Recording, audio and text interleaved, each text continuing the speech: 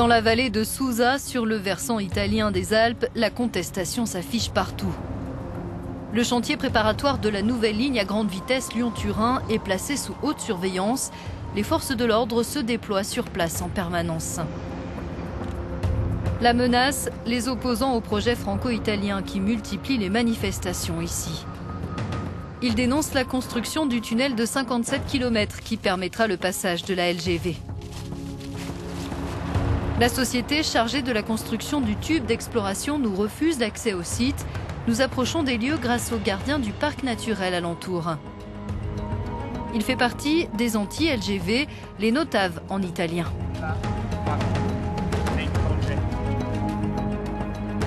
Les coûts énergétiques, environnementaux et financiers pour la construction du tunnel sont tellement élevés qu'on investit à perte. Ce ne sera jamais rentable. Depuis 20 ans, le trafic passager ainsi que le trafic fret entre la France et l'Italie baisse continuellement. La ligne historique, juste à côté, suffit amplement d'après les Notav qui réclament que l'Union européenne renonce à cofinancer le projet. Les opposants s'inquiètent de l'amiante et des substances radioactives qui pourraient être présentes dans les déblais, mais aussi d'une éventuelle pénurie d'eau potable quand de l'eau s'échappera des nappes lors du creusement du tunnel. Il est prévu que le creusement du tunnel entraîne l'écoulement de 1000 litres d'eau par seconde. C'est l'équivalent des besoins en eau d'une ville d'1 million d'habitants. Pourtant, la municipalité de Susa soutient le projet.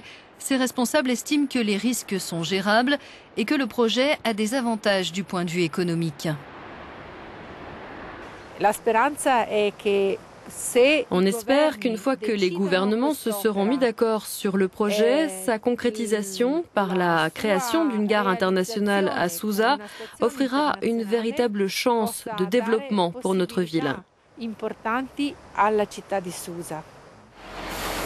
Même son de cloche de l'autre côté des Alpes, à Modane, où Monsieur le maire lutte depuis des années contre le trafic routier international. Alors pour lui, c'est simple, mieux vaut le train que le camion. Et comme sa collègue italienne, il attend des retombées pour sortir sa région du marasme. L'important, c'est aussi de trouver du travail en cette période difficile. Et je pense qu'aujourd'hui, ce grand chantier serait pour Modane, mais comme pour l'ensemble de la vallée de la Maurienne, comme une grande partie de la vallée de Suse de l'autre côté, une bouffée d'oxygène pour les 10 ou 15 prochaines années. Pour les défenseurs du projet, Lyon-Turin, c'est un maillon clé du futur réseau transeuropéen, projet prioritaire pour l'Union européenne qui reliera Lisbonne à Budapest, puis Kiev à terme. De leur côté, les opposants, dont le français Emmanuel Coup, qui tient un blog anti-tunnel, estiment que la faiblesse du trafic transfrontalier rend la future LGV caduque, d'autant plus que la ligne historique vient d'être modernisée. Quand on parle d'infrastructures vétustes, ça me laisse sans voix. Certains ouvrages d'art ont été refaits à neuf, comme ce pont. Et une nouvelle ligne va coûter énormément d'argent. 25 milliards d'euros, l'équivalent de 500 hôpitaux neufs. La Cour des comptes l'a bien démontré que si on faisait un Lyon-Turin, il ne serait pas rentable. Récemment, la Cour des comptes a épinglé l'explosion des coûts prévisionnels en disant qu'ils sont passés de 12 à 26 milliards d'euros. Malgré ce rapport cinglant, le président de la région Rhône-Alpes continue de défendre ardemment le projet.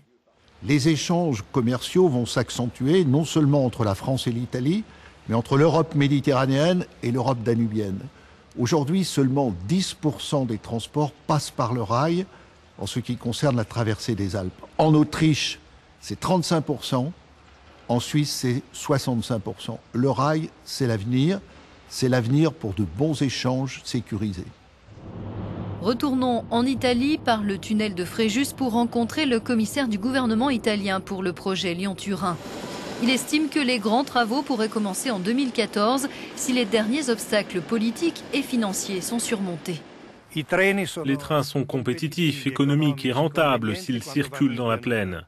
Mais s'il y a des montagnes, la seule façon de les faire rester au niveau de la plaine, c'est de trouer la montagne à sa base et de construire ce qu'on appelle un tunnel de base. Aujourd'hui, dans ce secteur, les trains doivent monter jusqu'à 1300 mètres d'altitude. Pour y arriver, chaque train de fret a besoin de 3 locomotives. Dans ces conditions, les trains ne peuvent pas être compétitifs. Sur la ligne historique qui date de 1871, la pente est presque 3 fois plus importante que celle du futur tunnel de base. C'est énergivore et 60% plus cher que le transport en ligne droite. Ces contraintes ne seront plus qu'un mauvais souvenir avec la nouvelle LGV, d'après ses partisans. Aujourd'hui, le coût d'accès de l'Italie ou de la France au marché de son voisin est le plus cher d'Europe. Cet entrepreneur français qui importe ses carrelages d'Italie est installé près d'une gare de ferroutage, mais il a renoncé à l'utiliser. Nous, on a fait l'expérience il y a quelques années d'utiliser le ferroutage.